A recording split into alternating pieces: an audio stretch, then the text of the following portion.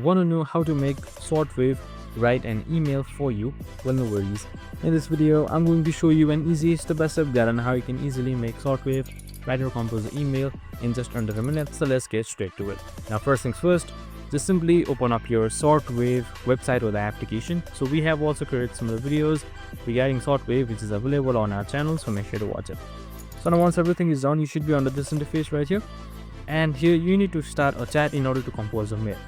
So what I can do is I can just simply select compose on the top right side first up, and I can just simply make the Shortwave write mail itself.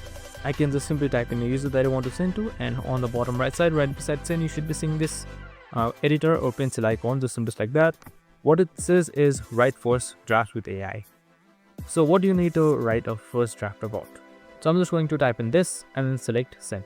Now once everything is done, as you can see right here, your draft should be made and your mail should be written as well. And that's it. I hope this video helped. If it did, make sure to like, subscribe, and tune in with us for more of these videos. See you in the next one.